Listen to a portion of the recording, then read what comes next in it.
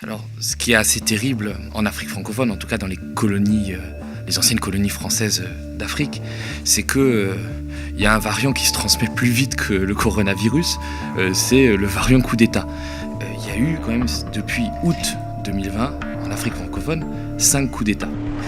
C'est vrai qu'autant Ibrahim Boubacar Keïta, Idriss Déby, Alpha Condé en Guinée, c'était des autocrates qu'on ne regrettera pas.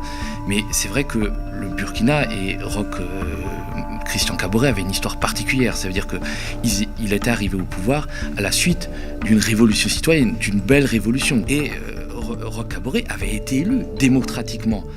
Il avait été réélu en 2020 tout aussi démocratiquement, mais malheureusement, ce qui s'est passé, c'est que Roch Kaboré a fait face à une épine qui n'était pas mince, qui était l'arrivée du djihadisme au Burkina Faso, qui a complètement gangréné le pays et qui l'a plongé dans le chaos.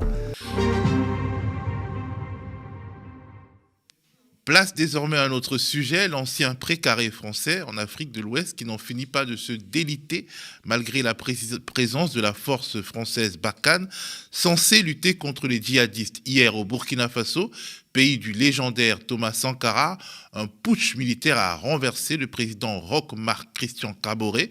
Élu démocratiquement, le président Kaboré a été obligé de faire face à l'extension des terrains d'affrontement avec l'international djihadiste. L'intervention de l'armée française ne l'a pas sauvé et il s'en va aujourd'hui par la petite porte. La question qui est sur toutes les lèvres est: qui est derrière tout ça?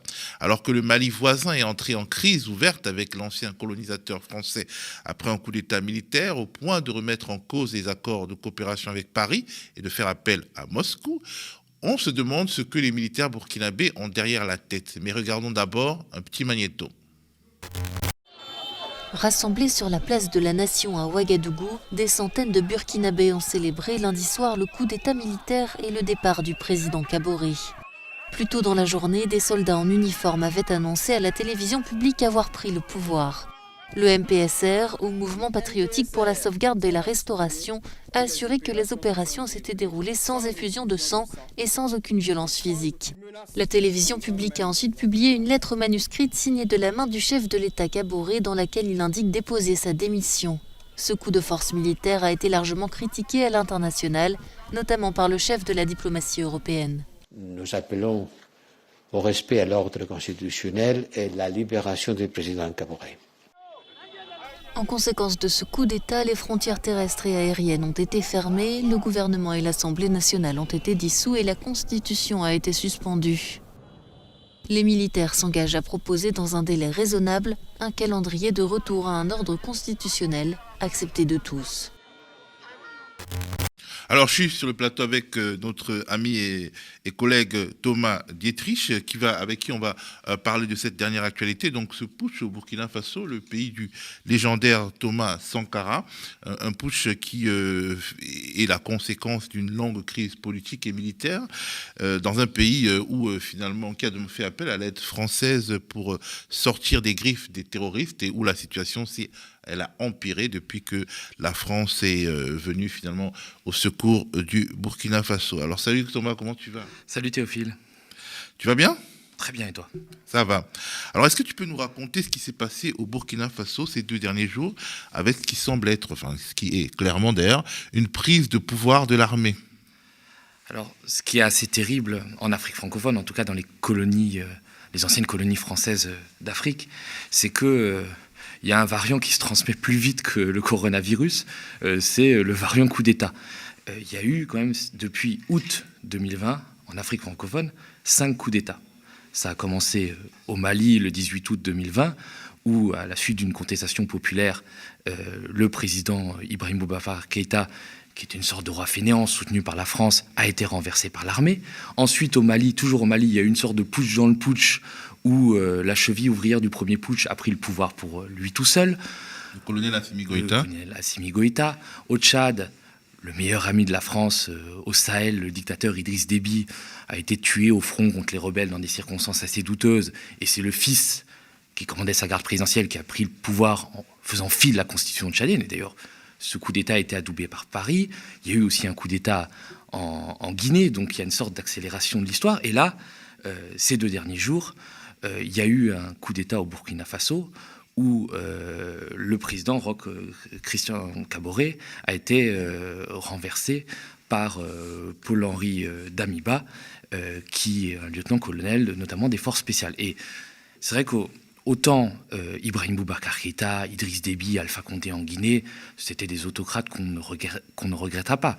Mais c'est vrai que le Burkina et Christian Caboret avaient une histoire particulière. Ça veut dire qu'il était arrivé au pouvoir à la suite d'une révolution citoyenne, d'une belle révolution qui avait eu lieu en 2014, où le peuple burkinabé s'était soulevé contre la vieille dictature de Blaise Compaoré. On rappelle que Blaise Compaoré, justement, c'est le tombeur de Thomas Sankara, son frère, son meilleur ami, son lieutenant, et qui était bien évidemment soutenu par la France. Et c'est vrai qu'à la suite de cette révolution citoyenne, il y avait eu une transition, et Roch Kaboré avait été élu démocratiquement. Il avait été réélu en 2020 tout aussi démocratiquement. D'ailleurs, un de ses opposants à l'élection présidentielle était devenu ministre de son gouvernement. Mais malheureusement, ce qui s'est passé, c'est que Roch Kaboré a fait face à une épine qui n'était pas mince, qui était l'arrivée du djihadisme au Burkina Faso, qui a complètement gangréné le pays et qui l'a plongé dans le chaos. Alors, est-ce qu'on peut dire que c'est l'insécurité, justement, qui a causé la chute de Kaboré et favorisé l'arrivée des militaires au pouvoir dans un pays où, en fait, finalement, la France était partie prenante de la lutte contre la fameuse insécurité?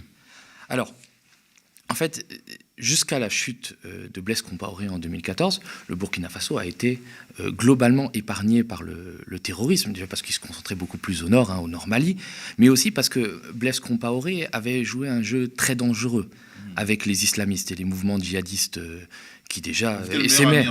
De la France, mais il avait aussi des relations troubles avec les djihadistes. Voilà, c'est-à-dire qu'il avait signé une sorte d'accord tacite avec les djihadistes, en leur disant « vous n'attaquez pas le Burkina, vous ne faites pas d'attentats, mais en même temps, je peux vous accorder l'asile, je peux vous aider discrètement ». D'ailleurs, Iyad Al-Ghali, qui est aujourd'hui le chef de la filiale d'Al-Qaïda au Sahel, d'ailleurs le groupe qui détient notre confrère Olivier Dubois, qui est le seul otage français dans le monde, Iyad Al-Ghali a longtemps été hébergé à Ouagadougou, dans un hôtel de luxe. Il y avait le fameux conseiller Mustapha Ould-Iman Chafi, qui était un conseiller mauritanien, le conseiller spécial de Blaise Compaoré, qui entretenait des relations très très cordiales avec les mouvements djihadistes. Et d'ailleurs, les puissances occidentales passaient souvent par lui quand il s'agissait de libérer des otages à la fin des années 2000, au début des années 2010. Donc, parce qu'en fait, en gros, il y avait donc ce Blaise Compaoré, tombeur de Thomas Sankara, liquidateur de la révolution burkinabé, très copain avec les Français, qui est aussi copain avec les djihadistes. Et les trois parties, en fait, participaient du business des rançons.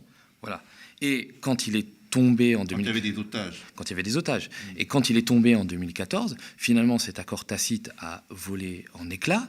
Les djihadistes qui se repliaient du Mali, puisque petit à petit, l'ère d'influence des djihadistes s'est étendue du nord Mali et descendue vers le sud, au Niger, au Burkina Faso. Donc à partir de 2015, par exemple, le Front de libération du Massina, qui est une branche djihadiste, s'est basé au Burkina Faso.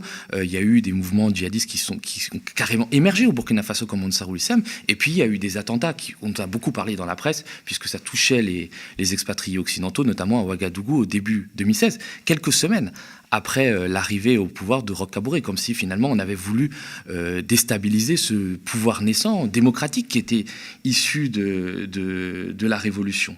Et c'est vrai que petit à petit, le djihadisme a essaimé partout au Burkina, d'abord au nord, ensuite à l'est, avec l'arrivée de l'État islamique. C'est vrai qu'on parle beaucoup des victimes occidentales, mais il faut quand même se rendre compte des morts et des centaines de morts. Il y a eu plus de 2000 morts victimes du djihadisme, 1,5 million de déplacés, ce qui est quand même pas rien dans un pays de 20 millions. D'habitants. C'est-à-dire, l'année dernière, il y a quand même eu 160 villageois au nord du Burkina qui ont été massacrés en une nuit, dont 20 enfants. Alors, c'est vrai que les statistiques ne saignent pas, mais c'est quand même quelque chose d'absolument terrible.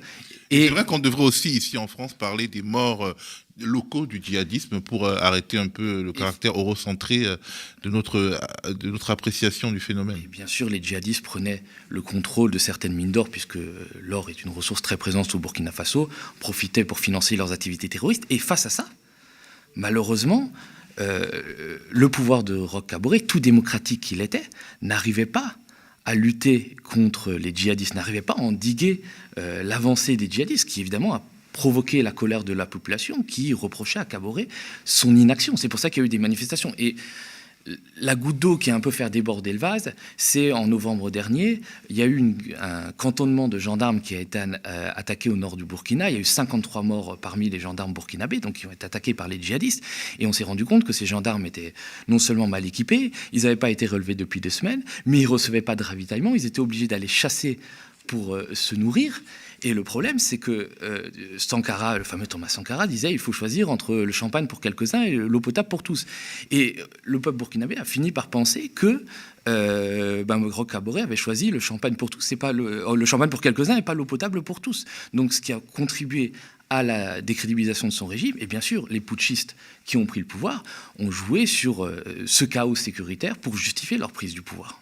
Il y a eu cette affaire à Ignata, il y a aussi une autre affaire à Kaya, c'est-à-dire c'est une affaire qui a été invisibilisée en France, mais dont nous avons parlé ici, c'est-à-dire que les militaires français sont passés par le Burkina Faso pour aller au nord du Mali, et comme l'opinion publique est désormais dressée dans tous les pays du Sahel contre la présence militaire française, des jeunes ont bloqué l'armée française à Kaya, l'armée française qui a tiré, et finalement le gouvernement burkinabé, pour aider en quelque sorte l'armée française, a coupé Internet, a exercé une sorte de répression sur la population, et non seulement en fait s'est fait accuser donc d'incapacité à endiguer la crise terroriste, mais d'assujettissement à la France, comme si finalement tous ces pouvoirs du Sahel perdaient en crédibilité dès lors que l'armée française était sur le terrain et se substituait un peu finalement aux armées locales.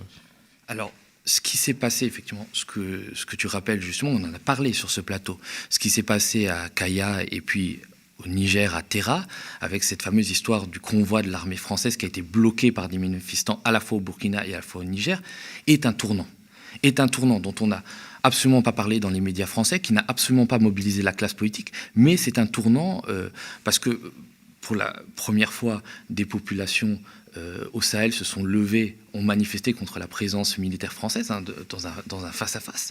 Elles ont protesté en bloquant un convoi donc logistique de l'armée française, puisqu'on amène ce qu'on ne peut pas amener par avion au port d'Abidjan, Côte d'Ivoire, et ensuite ça remonte vers le Niger et le Mali, donc les zones principales d'opération de l'armée française, en passant par le Burkina Faso. Ça a été bloqué au Burkina Faso. L'armée française dit avoir tiré en l'air, sauf que ça a été documenté, y compris par journalistes français de Libération. Il y a eu des blessés graves, c'est-à-dire l'armée française a tiré par balle sur des manifestants qui quand même étaient désarmés.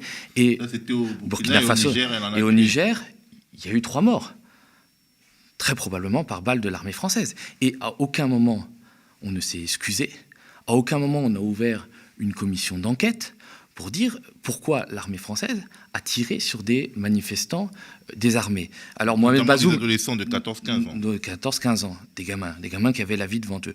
Mohamed Bazoum, le président du Niger, qui pourtant est très proche de la France, a réclamé qu'il y ait une commission d'enquête ouverte du côté de l'armée française. Mais Roch Kaboré, président burkinabé, face aux blessés qu'il y a eu sur son territoire, donc ça veut dire l'armée française a tiré sur des civils burkinabés qui étaient désarmés, n'a pas demandé qu'il y ait de commission d'enquête, n'a pas réagi et a même coupé Internet pendant plusieurs jours pour éviter qu'il y ait une propagation, une indignation contre ce que s'était passé, ça veut dire ces tirs de l'armée française. Il s'est chargé en fait de la nécessité d'une sorte d'autoritarisme pour aider la France. Bien évidemment, et ça a renforcé son impopularité, c'est-à-dire au pays de Thomas Sankara, qui se revendique d'une forte souveraineté, d'un anti-impérialisme, au pays des hommes intègres, finalement, ce renoncement de Kaboré a été interprété comme une sorte d'asservissement à l'ancienne puissance coloniale. Et comme effectivement la France est donc plus en plus mal vue au Sahel par une grande partie de la population, ça n'a fait que renforcer son impopularité et renforcer la contestation contre lui, la contestation populaire. Il y a eu des manifestations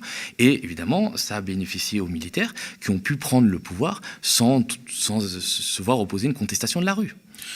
En plus, il y a une image, c'est l'image d'Emmanuel Macron qui est allé à l'université de Ouagadougou pour faire un discours et qui a humilié le président Roch Kaboré à travers des images qu'on peut voir sur Internet. Alors, est-ce que finalement cette image donc, du président français donc, qui ridiculise son homologue en montrant sa toute-puissance et finalement et en jouant de l'incapacité locale à endiguer les problèmes économiques, sécuritaires, etc., est-ce que ce n'est pas une image qui restera de ce pouvoir de Roch Christian Kaboré ? Ça sera déjà une image qui restera du quinquennat de Macron et de la politique vis-à-vis de l'Afrique, qui était complètement désastreuse, néocoloniale, très paternaliste. Effectivement, cette image où il se moque ouvertement de son homologue à l'université de Ouagadougou, et en même temps, il fait un discours où il dit « Moi, je suis d'une génération qui ne dit pas à l'Afrique ce qu'elle doit faire ». Et on se rend compte que pendant tout son quinquennat, il a demandé aux pays africains de faire ce que l'ancienne puissance coloniale voulait. Donc, c'est véritablement un quinquennat dans la continuité des quinquennats précédents, de ceux de François Hollande, de Nicolas Sarkozy. Et c'est vrai que qui mieux que Jean-Yves Le Drian, qui était déjà ministre de la Défense sous François Hollande, qui était une sorte de ministre de l'Afrique, un copain avec plein de dictateurs, dont Idriss Déby au Tchad ou le maréchal Sissi en Égypte. Qui mieux que ce Jean-Yves Le Drian pour incarner cette continuité, la vieille France-Afrique à papa, la vieille France-Afrique qui est persuadée qu'elle peut encore décider du destin de l'Afrique, comme si les Africains n'étaient que de grands enfants et qu'il fallait décider à leur place. Alors, qui sont les putschistes burkinabés? Qui est derrière ce coup d'État au Burkina? Alors, effectivement, il y avait des tensions palpables entre Roch-Marc Kaboré et une partie de l'armée. Puisque Kaboré s'est toujours méfié de l'armée, qu'il a vu comme une sorte d'héritage un peu encombrant de la période Compaoré, puisque Compaoré était un militaire, tirait sa légitimité de l'armée. Et c'est vrai que l'armée au Burkina a toujours eu un poids important, c'est-à-dire que de 1966 à 2014, il y a eu des coups d'État, des réussites avec Sankara, d'autres des échecs. Mais l'armée était aux commandes. Ça veut dire que c'est une des premières fois dans l'histoire du Burkina Faso, à part au tout début de l'indépendance, qu'on avait un président civil à la tête du pays. Et d'ailleurs, pendant la transition, entre 2014 et 2015, il y a eu une tentative des militaires burkinabés, des anciens proches de Blaise Compaoré, notamment Gilbert Diendéré, qui était un très proche de Compaoré, de faire un coup d'État et de reprendre le pouvoir pour le ramener entre les mains de l'armée. Et à cette époque-là, la population, et notamment mobilisée par le mouvement citoyen, le Balai citoyen, était sortie dans la rue pour s'opposer à ce putsch et exiger que la transition démocratique aille à son terme et qu'il y ait des élections. Donc, mais là, ce qui s'est passé, c'est que quelques années plus tard, Roch Kaboré n'a été défendu par pas grand monde. C'est-à-dire qu'on l'a laissé tomber et il y a un lieutenant-colonel qui est assez jeune, qui a la quarantaine, qui s'appelle Paul-Henri Damiba, qui a pris le pouvoir. C'est assez marrant puisque c'est un ancien de la garde présidentielle de Compaoré, qui a aussi combattu dans le Nord, qui a commandé des unités dans le Nord qui est victime au premier chef du péril djihadiste. Donc il a pu voir dans quel dénuement les soldats burkinabés se battaient démunis face aux djihadistes. Il a travaillé aussi pour la mission des Nations Unies au Mali. Il a travaillé pour la mission des Nations Unies au Mali, et puis il a été accusé d'être de mèche avec les putschistes qui ont tenté de faire ce putsch en 2015 pour ramener le pouvoir à l'armée. Donc, est-ce que c'est une revanche des proches de Compaoré qui voudraient récupérer le pouvoir? J'en sais rien. Mais quoi qu'il en soit, c'est sûr que c'est un retour à l'ordre, et ça termine de manière bien triste l'épisode révolutionnaire de 2014, qui était quand même quelque chose d'assez unique en Afrique francophone. Alors, retour à l'ordre Compaoré, c'est retour à l'ordre france-africain, parce que Blaise Compaoré, c'était le meilleur ami de la France au Sahel. Alors, il y a beaucoup de choses qui circulent sur les réseaux sociaux et qui disent que, par exemple, la France serait derrière ce putsch. Alors, je suis plus sûr que la France, dans l'état actuel où elle est, c'est-à-dire l'état d'une puissance moyenne, d'une puissance médiocre, avec la déperdition de ces réseaux, notamment diplomatiques, sont encore capables d'organiser des coups d'État. Peut-être au Tchad, qui est vraiment son précaré, où c'est l'État des GSE. Mais je te donne un simple exemple. Au Mali, on a soutenu bec et ombre Ibrahim Boubacar Keïta, qu'on a fait élire et qu'on a fait réélire dans des conditions douteuses. Et même quand il y avait des manifestations monstres comme lui, on l'a soutenu bec et ongles. Et on était persuadé à Paris, en 2020, que jamais Ibeka n'allait perdre le pouvoir. On était persuadé qu'il allait tirer sur les manifestants, il allait avoir quelques morts, et puis on allait passer à autre chose. Et personne n'a prévu le coup d'État du 18 août 2020, quand on a renversé Ibrahim Boubacar Keïta, et finalement ça a amené une junte au pouvoir qui aujourd'hui est très peu favorable à Paris. Et d'ailleurs, Macron, visiblement, a tapé sur les doigts de la DGSE en leur demandant « mais comment vous avez fait pour... » permis que ces oui, gens-là permis, et vous n'avez même pas prévu ce qui allait arriver dans notre précaré. Et finalement, voilà maintenant que les Russes nous le disent. Et il y a quelque chose quand même de... Je pense que c'est aussi dû à deux facteurs. Alors, la France n'a pas réagi officiellement au putsch au Burkina Faso. Elle n'a pas réagi, elle a laissé l'Union africaine, l'Union européenne condamner. Je pense déjà que c'est aussi dû au fait que le transport logistique, tout l'approvisionnement de Barkhane passe obligatoirement par le Burkina. Et donc, on a intérêt à bien s'entendre avec le nouveau pouvoir parce que sinon, ils peuvent nous couper la route d'approvisionnement et l'opération Barkhane sera mise en danger. Je pense aussi qu'il y a une sorte de fantasme de l'homme fort, un vieux fantasme colonial très en cours chez le militaire français en disant que finalement, un militaire... Par exemple, comme Idriss Déby, un chef de guerre, c'est quand même mieux pour lutter contre les djihadistes qu'un faible démocrate. Et d'ailleurs, c'est pour ça que pendant des années, on a soutenu sans aucun scrupule Blaise Compaoré. D'ailleurs, même quand le sous-directeur Afrique au Quai d'Orsay, Laurent Bigot, en 2012, prédisait que le régime de Compaoré ne pourrait pas tenir, qu'à un moment il allait chuter, qu'il faisait face à de grandes contestations. Qu'est-ce qu'on a fait ? Au lieu de l'écouter, alors qu'il avait raison avant tout le monde, c'est-à-dire 2 ans avant, il avait prédit la chute de Compaoré, on l'a viré du Quai d'Orsay. Ça montre bien que en France, que ce soit au Quai d'Orsay, au ministère de la Défense, on n'écoute plus que notre propre arrogance. Et puis, la deuxième chose, pourquoi finalement on n'est pas trop en mesure de condamner ce putsch, c'est le 2 poids 2 mesures. C'est-à-dire que en avril 2021, au Tchad, on est venu avaliser un coup d'État. Idriss Déby est mort. La constitution tchadienne prévoyait que ce soit le président de l'Assemblée nationale qui prenne le pouvoir et qui organise des élections dans les 3 mois. Sauf que ce qu'on a fait, en violation de la constitution tchadienne, on a mis le fils Déby, qui était commandant de la garde présidentielle de son père, à la tête du Tchad. Et Emmanuel Macron s'est précipité ventre à terre à N'Djamena pour enterrer le père et adouber le fils. Ce même fils qui, quelques jours plus tard, allait faire tirer sur des manifestants qui, évidemment, protestaient contre ce coup d'État, faisant 4 morts. Et on a condamné ça du bout des lèvres. Donc, évidemment, on est bien mal placé pour condamner un coup d'État au Burkina ou au Mali, alors qu'on l'a finalement avalisé au Tchad. Et c'est un peu symptomatique de ce qui est devenu la politique française à l'étranger, mais notamment en Afrique, qui n'a plus d'autre boussole que ses amitiés coupables et que ses intérêts. Et à ce petit jeu-là, on n'est pas mieux que les Russes, que les Chinois, que les Turcs, que d'autres puissances prédatrices.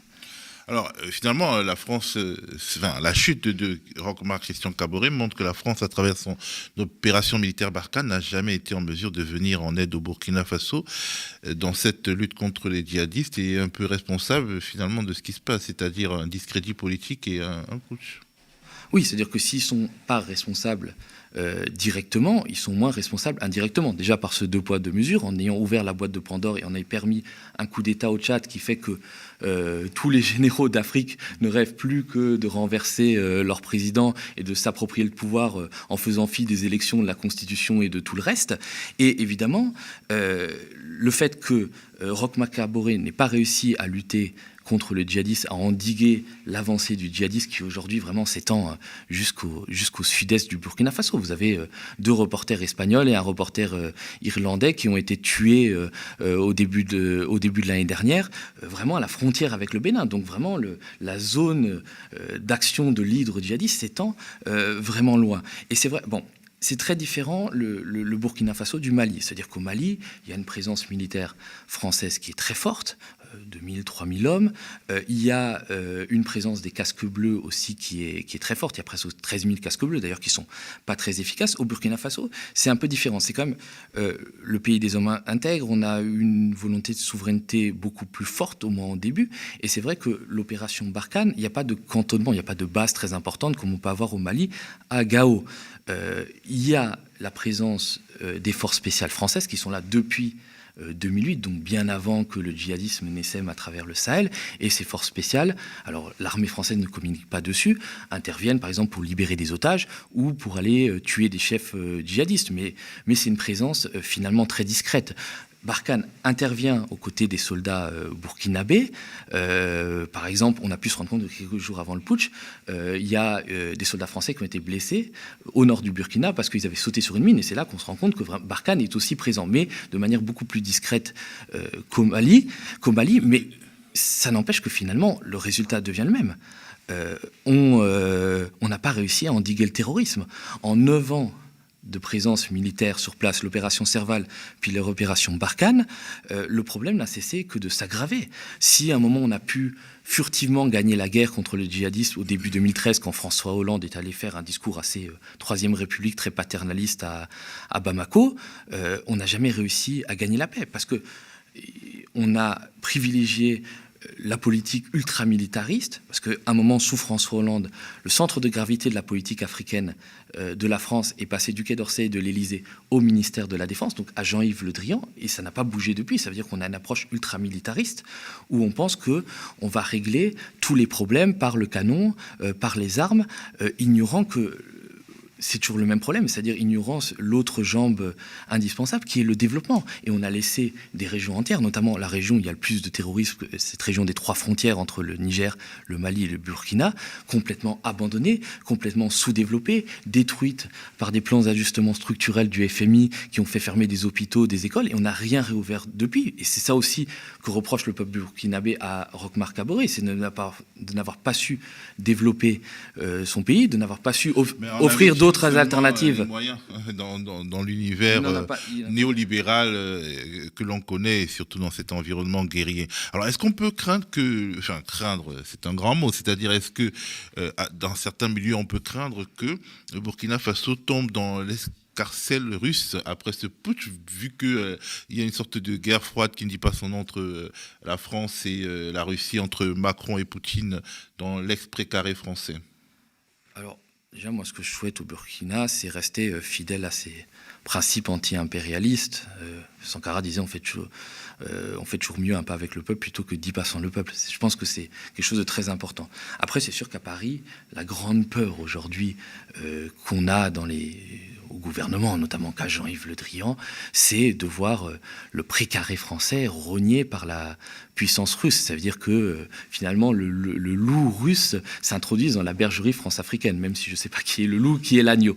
Et qui est le berger. Et qui est le berger. Et c'est vrai qu'on a l'impression qu'on construit toute notre politique africaine de la France aujourd'hui à l'aune de la menace russe. On a une sorte de fantasme, de complexe, comme on avait le complexe de Fashoda à la fin du 19e siècle, on avait peur que les Anglais nous piquent nos colonies en Afrique. Là, on a une sorte de complexe Wagner, du nom de cette société de mercenaires très liée au Kremlin et qui intervient en Centrafrique et maintenant en Mali, et on a peur que les Russes nous rognent sur notre précaré, comme si finalement ces colonies, ces anciennes colonies continuent à nous appartenir. C'est la phrase de Disraeli, l'ancien Premier ministre britannique à la fin du XIXe siècle, qui disait que les colonies ne cessent pas d'être des colonies parce qu'elles deviennent indépendantes. Et on est toujours resté dans cet état d'esprit, alors que finalement, le Burkina comme le Mali sont des États souverains et ont le droit de discuter et de décider avec qui ils coopèrent.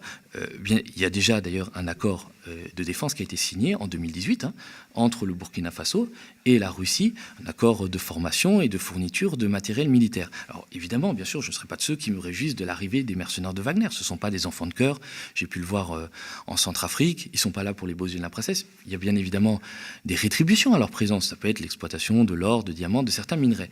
Mais avant qu'on donne des grandes leçons de démocratie et de droits de l'homme comme on s'amuse à le faire à Paris, je pense qu'il faudrait aussi balayer devant notre porte et se rendre compte qu'on a pu faire des bêtises, on a pu faire des bavures, comme à Terra, comme à Kaya, et on a pu faciliter en tout cas certaines affaires.